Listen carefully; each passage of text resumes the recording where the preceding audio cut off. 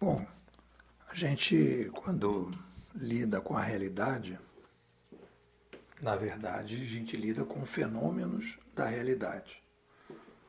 Vamos analisar um temporal. Temporal é um fenômeno da realidade que prejudica as pessoas e as pessoas lidam com ele.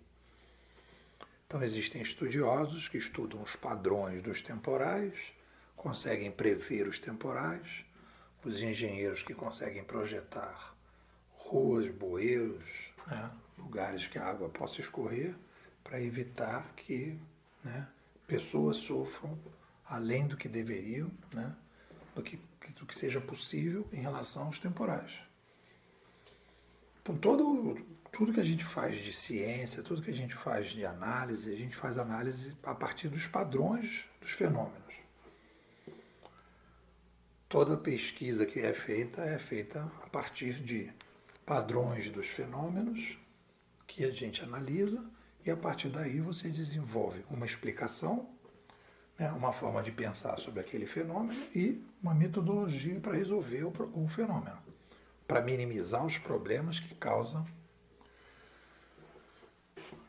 que são causados pelo fenômeno. Qual é o problema principal que a gente está vivendo nesse novo século? A sociedade está vivendo um macro fenômeno. A sociedade está vivendo um fenômeno macro-histórico. É um fenômeno que existe, é raro, mas ele acontece de tempos em tempos. A chegada de uma nova mídia. Isso é evidente. Então é um macro-fenômeno histórico da macro-história. Você tem a micro-história, né, a super-micro-história, que é o dia a dia, depois a micro-história, que a gente pode dizer que é o ano, né? Depois você tem a meso-história, que você possa falar aí de décadas e séculos, e depois você tem a macro-história, e depois você tem a cosmo-história, que é a história do universo, do planeta, né? O que a gente está vivendo é um fenômeno macro-histórico, que é o fenômeno que acontece normalmente nos milênios e nos séculos. Por isso que é tão difícil entender. Ele não é um fenômeno da micro-história. E aí todo mundo fica tentando analisar na micro-história. Ele é macro-histórico. Então esse fenômeno macro-histórico ele acontece de vez em quando e tem alguns padrões.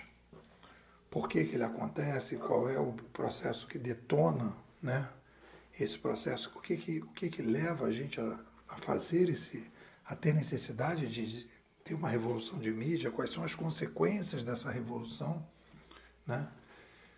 E a gente então não tem esses padrões. E por causa disso, a gente não consegue entender o que está acontecendo. Os autores que estão tentando entender a revolução digital trabalham sempre na micro-história ou no máximo na meso-história. Quando fala de revolução industrial, por exemplo, está trabalhando na meso-história e não na macro-história. Quando eu comecei a estudar esse assunto, fui fazer meu doutorado, né, eu descobri lá o livrinho do Pierre Levy. E o Pierre Levy me colocou na camada histórica melhor, que foi que ele disse, olha, mudou a mídia, mudou a civilização. Aí ele vai buscar lá na oralidade, né, a chegada da passagem dos gestos para a oralidade. Aí, a partir do momento, eu falei, cara, isso é um fenômeno recorrente, primeiro, olha aí, recorrente e macro-histórico, né? Ele não é da meso nem da micro-história. Então, aí, a partir daí, eu comecei a me situar. E aí, todos os padrões que eu fui trabalhando, as análises que eu fui fazendo, sempre em movimentos macro-históricos. O que são os movimentos macro-históricos? Aumento populacional é um movimento macro-histórico que começa num determinado momento e vai ter consequência no outro, né?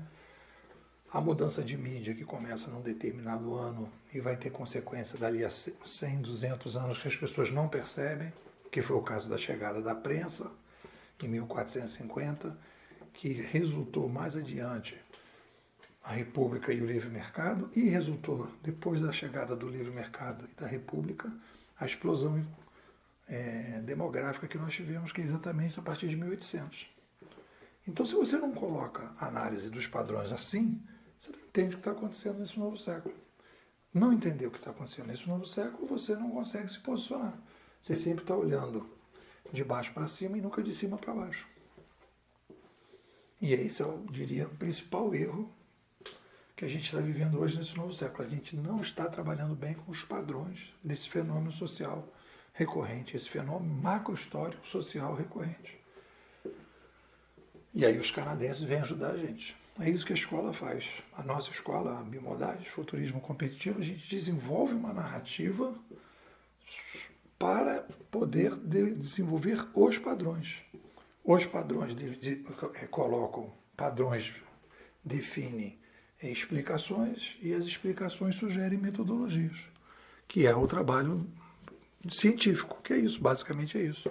Explicações e metodologias.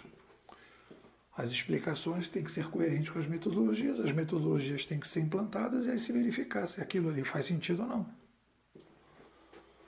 E aí eu vou te convidar para você conhecer aí a nossa narrativa, né? A entrega de um trabalho desse tipo é uma narrativa. Uma narrativa que apresenta isso. Padrões do fenômeno, identifica o fenômeno, o que é o fenômeno, em que nível da história ele está, se é micro, meso ou macro histórico, e depois, então, a partir daí, a gente vai trabalhar para apresentar uma explicação e uma metodologia. Se você quer conhecer mais o nosso projeto, me manda um zap. 21 99 608 6422. Vou repetir. 21 99 608 6422. E, pô, quero participar da escola, quero sair de Matrix, quero conhecer os padrões das revoluções midiáticas civilizacionais. Quero ser bimodal.